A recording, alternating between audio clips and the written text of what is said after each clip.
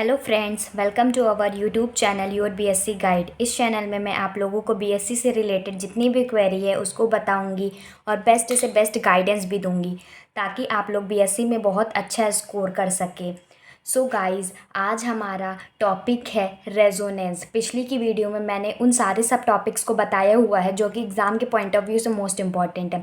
सो आज का टॉपिक हमारा रेजोनेंस है। तो पहले देख लेते हैं किस किस टाइप के क्वेश्चन बनते हैं रेजोनेंस से।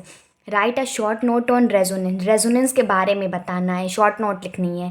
What is meant by resonance, explain with suitable example. What are the condition necessary for resonance, कौन कौन से कंडीशंस ज़रूरी होता है रेजोनेंस के लिए। Explain the meaning of resonance, energy क्या होता है। फिर what are the characteristic of resonance, और कैसे पूछे जाता है, कभी कभी पूछ लिया करता है। Explain the difference between resonance and tautomerism का डिफरेंस पूछ लिया करता है। Explain resonance in benzene, benzene में रेजोनेंस को कैसे एक्सप्रेस करते हैं। How resonance increase the acidity of the molecule. What is resonance, give significance of resonance and resonance energy. मतलब ये सारे क्वेश्चन मैंने सारे प्रीवियस ईयर के क्वेश्चंस लिए हैं। आज तक के जितने क्वेश्चंस बचे हैं इन सबको पढ़ने के बाद आपको कहीं और से पढ़ने की ज़रूरत नहीं पड़ेगी। सो स्टार्ट करते हैं हमारा टॉपिक रेजोनेंस। और इस वीडियो में मैं आप लोगों को ये भी बताऊंगी कि कैसे आंसर को रिप्रेजेंट करते हैं। सो स्टार्ट करते हैं। In a case of certain molecules, a Lewis structure cannot explain all the properties of a molecule। मतलब कह रहा है कि एक सिंगल Lewis structure सारी प्रॉपर्टीज़ मॉलिक्यूल को नहीं बता पाता है। The molecule suppose to have many structure, मान लो कि मॉलिक्यूल के पास बहुत सारे स्ट्रक्चर्स हों। दूसरा पॉइंट है none of them is a real structure, किसी को हम रियल स्ट्रक्चर नहीं कह सकते। The actual structure is in between all these contributing structure known as resonance hybrid. जो एक्चुअल स्ट्रक्चर होता है जो कि रेजोनेंस को रिप्रेजेंट करता है वो उनमें से अंदर का होता है जिसे हम रेजोनेंस हाइब्रिड कहते हैं। ठीक, तीसरा पॉइंट देख लेते हैं। These Lewis structures is also known as contributing structure. इस लेवाइस स्ट्रक्चर को कॉन्ट्रीब्यूटिंग स्ट्रक्चर कहते हैं, रेजोनेटिंग स्ट्रक्चर कहते हैं, कैनोनिकल स्ट्रक्चर कहते हैं। And the phenomena is known as resonance. इसी फिनोमिना को रेजोनेंस कहते हैं। एक एग्जाम्पल देख लेते हैं। देखो CO3-2 है जिसमें कार्बन से डबल बॉन्ड है, फिर ऑक्सीजन पे नेगेटिव चार्ज, ऑक्सीजन पे नेगेटिव चार्ज। नेगेटिव चार्ज कैसे आया ये हम फॉर्मल चार्ज जब पढ़ेंगे तब उसको हम बताएंगे। ठीक, अब डबल बॉन्ड का ट्रांसफ़र देखो, डबल बॉन्ड पहले यहाँ था, अब यहाँ ट्रांसफ़र हो जाएगा, फिर यहाँ ट्रांसफ़र हो जाएगा, तो ऐसे रेजोनेंस चलता रहेगा। ये सारे रेजोनेटिंग स्ट्रक्चर कहलाएंगे। और एक्चुअल स्ट्रक्चर जो होता है ये होता है, इसको डॉटेड लाइन से रिप्रेजेंट कर देते हैं, ये एक्चुअल स्ट्रक्चर होता है। सो आगे बढ़ते हैं हम। रेजोनेंस इन बेंजीन, बेंजीन में रेजोनेंस के बारे में देखते हैं। इन cyclic structure of benzene, alternate carbon single bond carbon and carbon double bond carbon should not given all the properties। कह रहा है जो ये साइक्लिक स्ट्रक्चर बनी है इसमें कहीं सिंगल बॉन्ड है, कहीं डबल बॉन्ड है, कहीं डबल बॉन्ड है, कहीं सिंगल बॉन्ड है, तो ये सिर्फ सारी प्रॉपर्टीज़ को कार्बन की नहीं एक्सप्लेन कर पाएगा। ठीक, according to the above representation there are two types of bond होते हैं। एक कार्बन सिंगल बॉन्ड कार्बन जिसकी बॉन्ड लेंथ 1.54 एंगस्ट्रॉम होती है, and carbon double bond carbon जिसकी बॉन्ड लेंथ 1.34 एंगस्ट्रॉम होती है। अब आगे देखते हैं। बट एक्सपेरिमेंटली और carbon single bond carbon bond in benzene length, लेकिन पाया गया, एक्सपेरिमेंटली पाया गया कि सारे जितने भी कार्बन सिंगल बॉन्ड कार्बन है उनकी बॉन्ड लेंथ 1.40 एंगस्ट्रॉम होती है। So therefore above structure of benzene molecule can not be represented.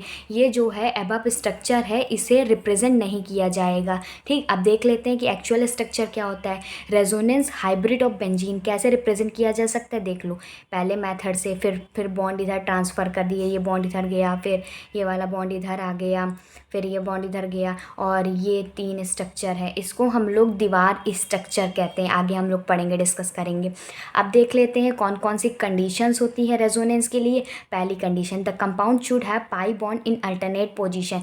पहली कंडीशन है कि कंपाउंड में पाई बॉन्ड को, मतलब डबल बॉन्ड जो होते हैं, डबल बॉन्ड जो होते हैं वो अल्टरनेट पोजीशन पे प्रेजेंट होना चाहिए। देख लो CH2 डबल बॉन्ड C है, सिंगल बॉन्ड C है, डबल बॉन्ड देखो अल्टरनेट पोजीशन पे डबल बॉन्ड प्रेजेंट है। दूसरी कंडीशन क्या है, if pi bond is not present at alternate position then free electron, मतलब single electron, electron pair, 2 electron and charge जिसे हम पार्शियल चार्जेस भी कहते हैं, del positive and del negative should present at alternate position will be a part of resonance. तब वो resonance का part कहलाएगा। तीसरा कंडीशन देख लेते हैं कि if both condition are present at the same time, मतलब पाई बॉन्ड भी प्रेजेंट है और चार्ज या फ्री इलेक्ट्रॉन या चार्ज या फ्री इलेक्ट्रॉन या इलेक्ट्रॉन पेयर प्रेजेंट है, then priority should be given to pi bond, priority सिर्फ पाई बॉन्ड को दी जाएगी। फिर चौथा पॉइंट है कि all the canonical form should have almost equal energy and number of paired and unpaired electron, मतलब कह रहा है जितने भी रेजोनेटिंग स्ट्रक्चर होगा जिसे हम कैनोनिकल फॉर्म भी कहते हैं उसकी ऑलमोस्ट सेम एनर्जी होगी और इक्वल नंबर ऑफ पेयर्ड और अनपेयर्ड इलेक्ट्रॉन होगा। सो आगे हम लोग देख लेते हैं।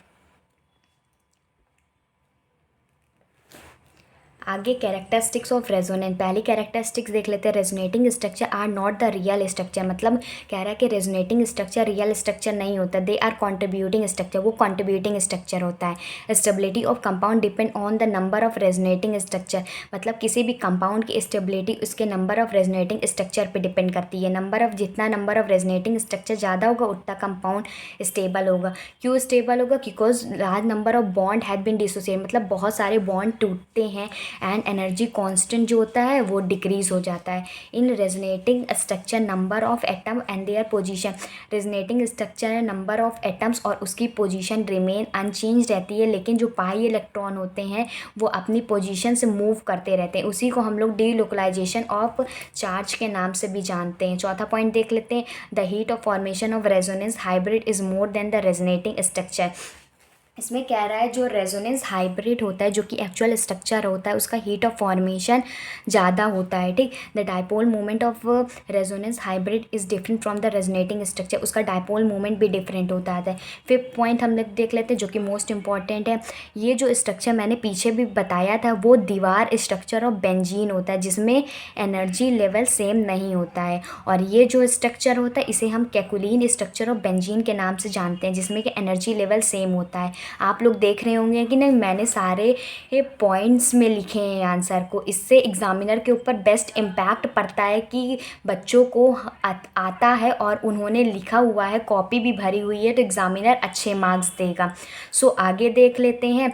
In resonating structure the charge on free electron that mean the positive charge present on, मतलब इसमें कह रहा है जो पॉजिटिव चार्ज होता है वो पॉजिटिव चार्ज इलेक्ट्रोपॉजिटिव एटम के ऊपर प्रेजेंट होता है, नेगेटिव चार्ज जो होता है negative charge and electronegative atom के ऊपर प्रेजेंट होता है।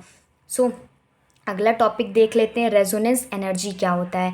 The energy difference between the real and resonating structure of कैकलिन is known as the resonance energy, मतलब कह रहे हैं जो रियल स्ट्रक्चर होता है और जो रेजोनेटिंग स्ट्रक्चर होता है उसका एनर्जी जो डिफरेंस लिया जाता है उसी को हम लोग रेजोनेंस एनर्जी कहते हैं।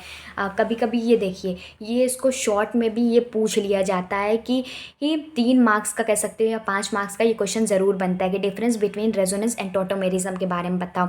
टॉटोमेरिज्म जो कि 5th चैप्टर या 6th चैप्टर में है, आई थिंक उसमें है, लेकिन इसमें क्वेश्चन बनते हैं, इन दोनों का डिफरेंस पूछ लिया जाता है।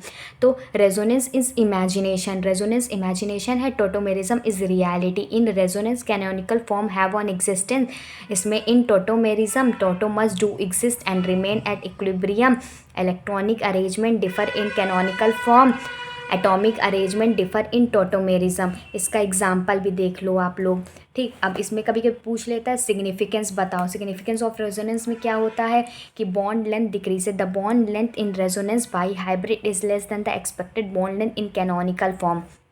इसमें कह रहा है कि जो बॉन्ड लेंथ जो होती है रेजोनेंस हाइब्रिड की वो कम होती है उसके कैनोनिकल फॉर्म से। और रेजोनेंस एनर्जी देख लेते हैं क्या होता है। The energy of resonance hybrid is less than the canonical form, वही चीज़ कह रहा है कि रेजोनेंस हाइब्रिड की एनर्जी जो होती है उसके कैनोनिकल फॉर्म से कम होती है। फिर इसके बारे में हम लोग ये भी लिख सकते हैं कि उसके मतलब रेजोनेंस एनर्जी की डिफिनेशन भी लिख सकते हैं। The difference in between real and resonating structure of कैकलिन is called the resonance energy. तीसरा पॉइंट क्या है? नंबर ऑफ स्टेबिलिटी के बारे में। नंबर ऑफ रेजोनेटिंग स्ट्रक्चर जितना ज़्यादा होगा उससे ज़्यादा उसकी स्टेबिलिटी होगी। अगले के वीडियो में मैं आगे के सब टॉपिक्स को डिस्क्राइब करूँगी। एक ही वीडियो में मैं आप लोगों को पूरा सम अप बताने की कोशिश करूँगी, क्योंकि एग्ज़ाम्स बहुत क्लोज़ आ रहे हैं और बच्चों को लिखना भी है, और तो कैसे रिप्रेजेंट करते हैं कॉपी वो भी मैंने बता दिया कि आप हो सके जितना हो सके पैराग्राफ छोड़ के पॉइंट में लिखना स्टार्ट कीजिए। पॉइंट से एग्जामिनर के ऊपर बहुत अच्छा इम्पैक्ट पड़ेगा। सो ऐसे ही मैं आप लोगों को बीएससी के लिए गाइड करती रहूँगी। चैनल को नए हो तो सब्सक्राइब कर लीजिए और बेल आइकन को प्रेस कर दीजिए, जिसको मेरी हर वीडियो की नोटिफिकेशन आपको मिल जाए। वीडियो अच्छा और यूज़फुल लगा हो तो लाइक कर दीजिए, शेयर कर दीजिए। So good bye and stay safe.